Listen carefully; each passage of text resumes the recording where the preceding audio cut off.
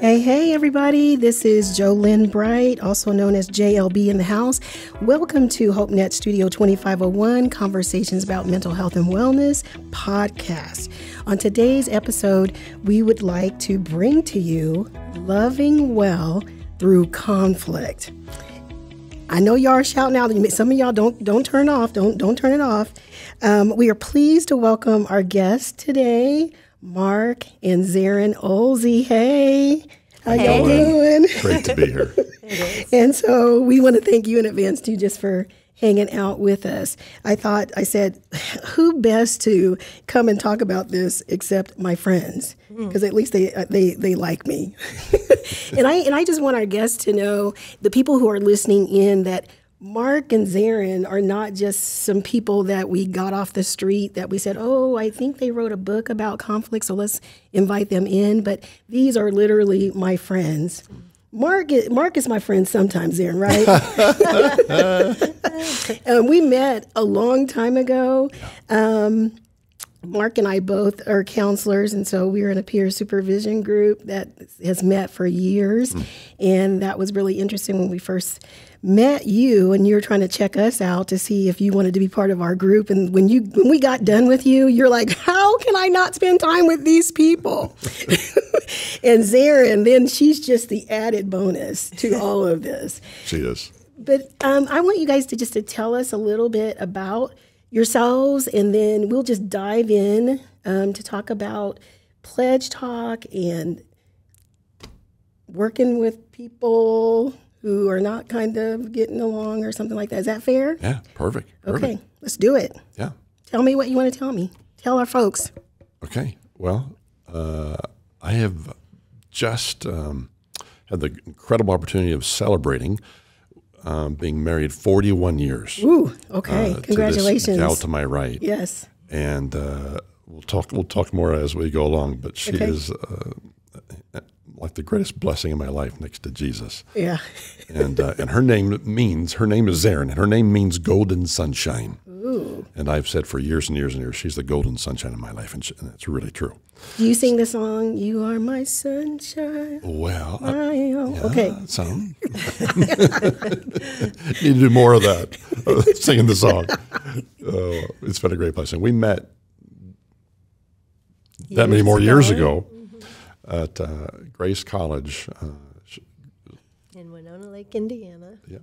Zerrin grew up in Michigan. I grew up in Chicago, and we met on college campus and started a thing. And it's been a great thing. We need to remember that we started a thing. Maybe we need to call it a thing. We started a thing. We have 3 grown children, a son and 2 daughters. And one of our daughters is married and we have a new grandbaby. Yay. So that's fun. Yay. I'm a school teacher, elementary, and love that. Have a passion for children and learning. What do you get to teach? What do you teach science? I teach science at an elementary school. Yeah. Good. Yeah. Okay. Anything else that you want us to know? Well, you're probably going to ask me, but I don't know how this works, but I'll just tell you. So I've been a marriage and family counselor for 35 plus years, and it's out of that we developed everything we talk about and think about in regarding conflict conversations. And were you trained by Larry Crabb too? I was. What an incredible blessing that was. Spent 2 years of my life under his instruction and his kind of right-hand man, Dan Allender, as well. So, incredible blessing. Good stuff. And my wife got a chance to audit a lot of those courses. So I feel like those 2 men had a huge influence on our life. So I'll be thankful for all of eternity for that. I'm jealous. I really am jealous, because when you even say their names, it's like what a gift. What a gift. So let's talk about. Well, I'm trying to think if I want to jump into. I want to save some nuggets for later, because this is going to be a part 1 and part 2. Okay. And so let's talk about conflict itself. Let's just kind of talk about that. Why should that even matter? Why should why should it matter that we would work through conflict? Because a lot of people we don't have conflict, do we? Not that often, right? I'm being facetious. Sure, I get that. And I want to say really quick to you, so we don't have conflict right here. At any given time, feel free to jump in, because I can easily talk about any of this material, and I don't want to just completely leave you out, so just jump in whenever you want to do that. But facetiously you say, we don't have any conflict. The truth is we all have conflict. Now, we have different levels of conflict. Some people would describe it as fighting, yelling, screaming, even being physical, this kind of a thing, right? But that's one end of the continuum. The other end of the continuum is we just say something with tone. Yeah, right? Like with an attitude. With an attitude. Or men don't do that. Women, I think we specialize in that. You watch yourself, because people, don't answer that, Mark.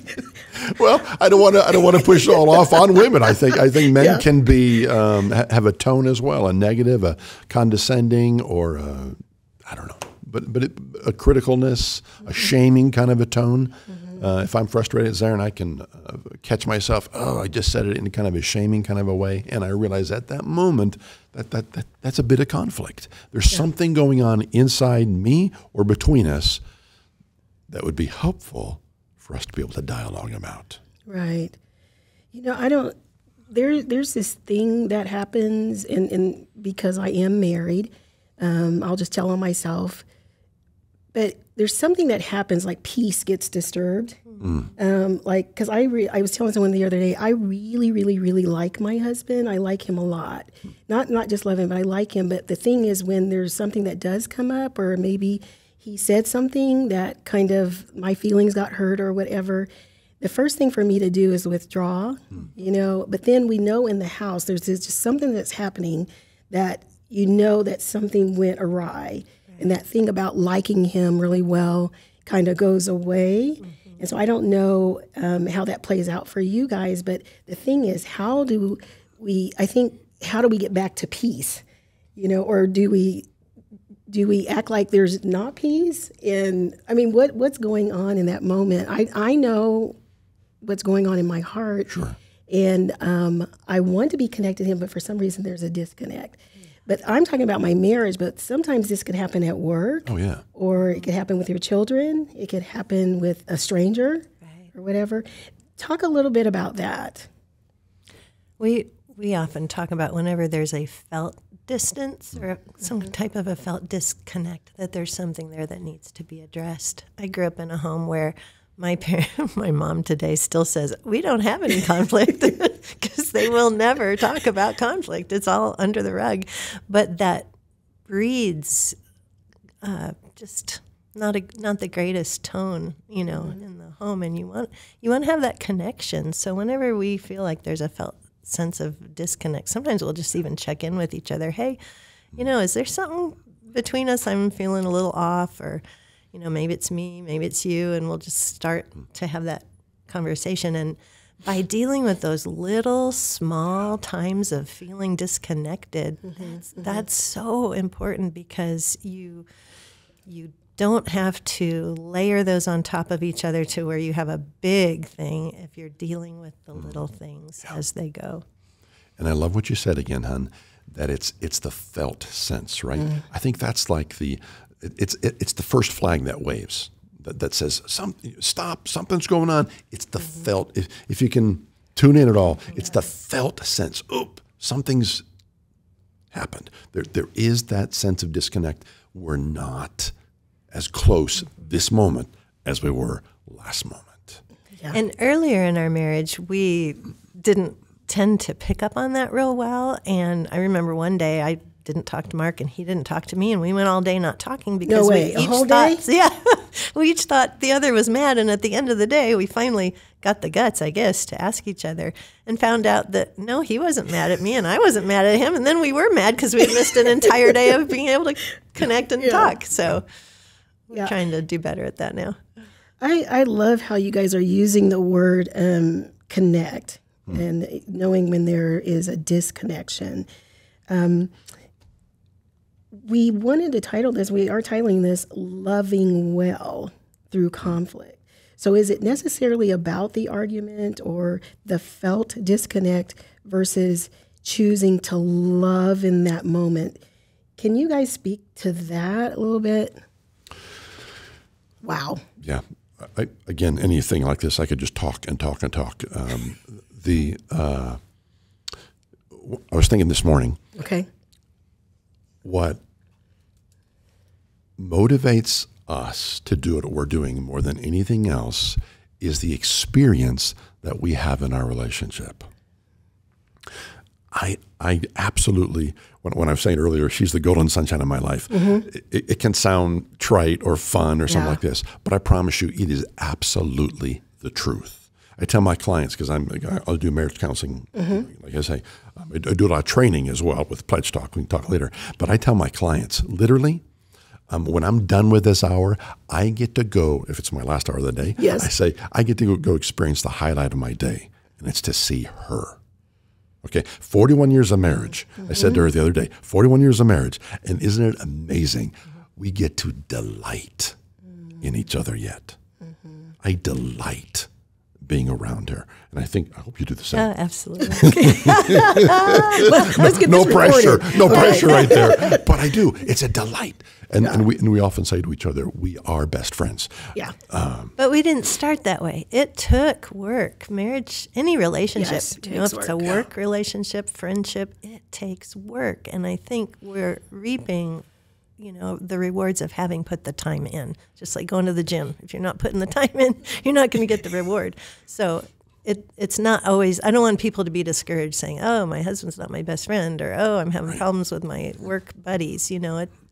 There's hope. There's things you can do to help and grow. Yeah. And I think the thing, I'm listening to you, and it's really easy for me to listen to Mark and Zerrin sitting here with me and saying those things, and I've witnessed your relationship in different settings. I mean, whether that's professionally or we're together at some event or whatever. And actually, I've been in your home, and I watch it. I'm like they got this book. I mean, I hope it's going to work out tonight for them. That they're not going to have to go back and say, I wish we wouldn't have written that book. Now we have to live this out. But I actually witnessed these people, the Oldies, living out what they're saying today. So I really, it's a treat and it's a delight. And I'm glad, Zerrin, that you're saying, you guys, it didn't start out that way. And it's something we had to work at. And so, Mark, I want you just to lead into talking about PLEDGEtalk. And I listen to you often for several years when we get together. Just you're passionate about it, but I want you just to share where was this birth? Sure. So again, like you, how many hours have we sat with a person or a couple? Hours and hours and hours. I literally thousands of hours. I've sat across from couples, watching the way they interact, and again and again and again, seeing how they get off track. The wife says this, and the best thing he could do is respond in this way, but he misses that moment. He reacts. He's defensive, or vice versa. She is when he says something, and they get off track, and they miss those the steps that if he had done this and then she had done that, the conversation would have gone down a really good, healthy, and helpful track that would have increased their connection and the enjoyment of their relationship. And it was out of that, witnessing that over and over and over again, that I began scratching my head and saying, there's got to be a way to help people to see differently how to do this. Okay. And one day I came up out of my office and we sat down in our living room, and I said, honey, I think we do this pretty well, this conflict conversation thing. How do we do it? And from my experience of working with couples and then experience with my own wife, we began to see and understand a process that I believe has to be taken in conversations to bring about the kind of connection that we all long for. Okay. And so you guys started talking through it, jotting it down. What is that process? We call it pledge. Okay. And pledge is an acronym for 6 steps. Before I say that, I might say one more thing if I can, Jolynn, because underlying that, coming back to what you were saying earlier, underlying it is this whole idea that we must really love each other. That there, I fear sometimes teaching this and some people taking it away as a tool. Okay. Okay. Now, I know the tool now. I can use this and da-da-da-da-da and make the conversation go, really what's happening, go the way they want it to go in their own favor. And I loved the title you came up with, our talk, Loving Well Through Conflict, because I wrote my book about that. I talked about the idea that as I teach this, as I teach pledge, I'm ultimately not teaching people how to resolve conflict. Okay. I'm ultimately teaching people how to love well in the way they communicate. That's good stuff. That's good. Yeah.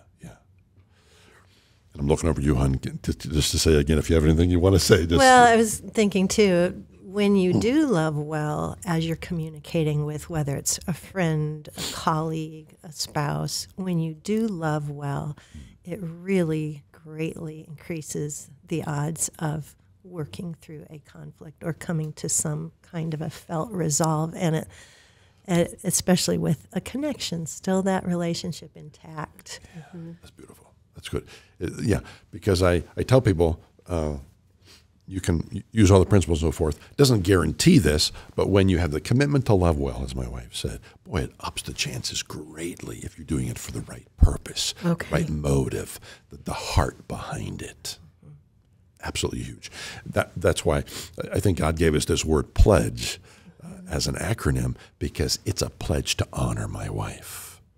It's a pledge I have to love my wife. You know, we all did this, right, at the altar? Yes. In our marriages, right? We said, I'm going to love you till death we part, right? And as long as you act right. Act right, do what I want you to do, say what I want you to say. And the moment you don't, love goes out the window. The pledge goes out the window. And we are all guilty of that. Yes. Ooh. Can I say something, Mark? Absolutely. I'm just going to be honest. I tell people this sometimes too. But when I was at the altar, I waited a long time to get married. I was 35. Galen was 44, and neither one of us had ever been married before. People have been waiting for us to get married. And there's 400 people. They are not playing around. You know, they are there. At 11 o'clock in the morning, Galen said he wanted to wake up, get married. He said, I'm not waiting all day to marry you. But I just remember, like, when you're talking about this thing about the pledge, it's like the vows that we take. And if I have to really be honest, when I heard for richer or for poor, I was praying for richer. In sickness and in health, I was praying that the brother would never get sick. You know what I'm saying? Yeah. And so the thing is, those things, in that moment, in that happy moment, we can make a lot of promises. And then when we start living life together, I think the first 6 months of our marriage, I wanted to say, like, hey, I did wave a flag. I waved a flag and say, we bringing out the cake, that cake topper, we bring it out today, because I don't know if I can do another 6 months. You know what I'm saying? So it's that thing that you're talking about, that when the pledge comes in, the vow comes into question. We make a decision. Do I really want to love this person well? And honor the promise that I made 6 months ago at the altar before a lot of people and God. Yeah. We should just pray on that right now. We should just stop. I mean that's true. I mean, every one of us faces that sometime after we stand at the altar, and then we face it every day. Yeah. Okay. Gary Thomas, in his book Sacred Marriage, love the book and the author, he talked about the idea that not only do we need to say I do at the altar, but we need to say I do every day when I wake up. Today I do. Yeah. Pledge my love. Yeah. And that's great in marriage. Like I told you, I was single for a long time. And the people I was doing life with, because I have a career, I'm waking up, can't wait till I get into the building so I can say hi to these people that I'm assigned to be with. And the thing is, that comes into play too. Did I make some vows? Did I make some pledges to my employer to be kind to my coworkers, to be professional and all of that. Have I been perfect at that? No, not all the time. But the thing is, that stands there too, even when there's not a mate there, when there's not somebody that I'm dating. Sure. It plays out in the workplace as well, too. It does. So I just want people to know that it's not just about being married and all of that today. So go ahead. You can say something there? I was just going to say that I love the 6 steps of pledge are so practical. They daily help me in my job to love my students well. And a lot of times people will have a heart to love well, but they don't really know how to practically walk it out in a conversation. And I feel like pledge gives you just really excellent tools for being equipped to love well in the words you speak, the conversations that you have. Because often, the main way we show care or connection is through our conversations. Can you say that again? The best way that we... probably the most practical way that we show our love to another person, or our care or honor or value of another person, is through our words or our conversations with them. That's what we use every day. It's our currency. Our words are our currency daily. Wow, that's good, Don. That's really good. That's really, really good. I love the idea that it's our currency. Jolyn, if I could still stay on this for just a moment longer. You said when I go to work, do I have a commitment? Did I make a pledge? Did I say I'm going to honor my fellow employees, employer, this kind of thing? Let me bring it back even to much bigger scope, right? As followers of Christ, we are asked to do one thing. It's a 4-letter word.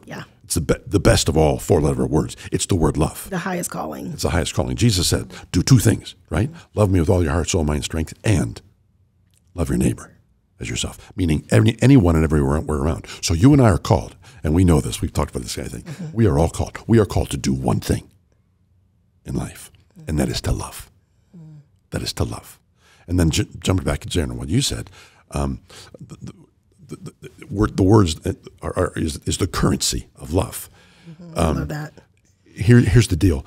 In the church today, we talk about loving one another and trying to find ways to do it, and we do different things.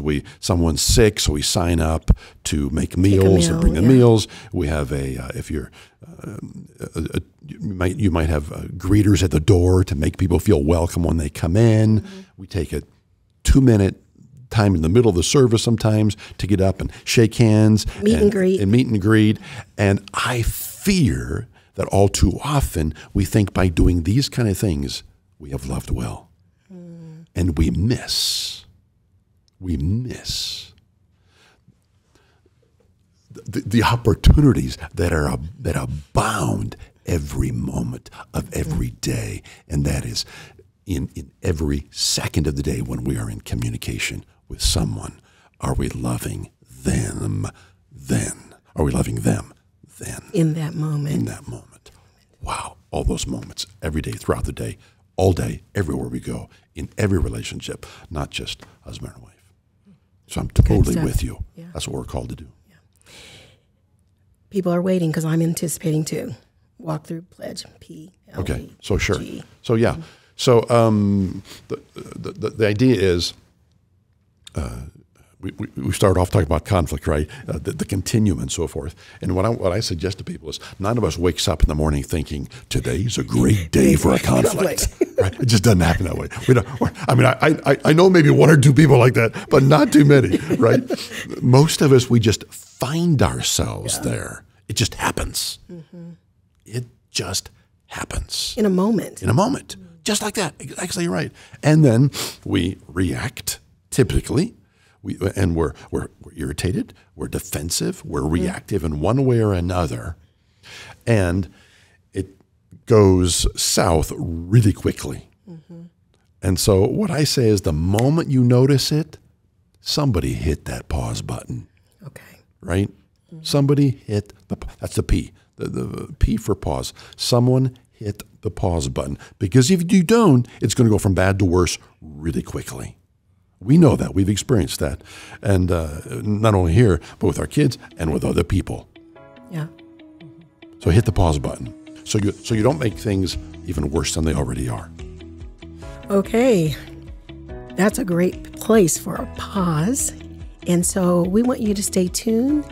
Come back to us. We're going to go to episode 2 with Mark and Zerrin Oelze. Be there. Thanks for listening to Studio 2501, conversations about mental health and wellness. Studio 2501 is hosted by Lynn Bright.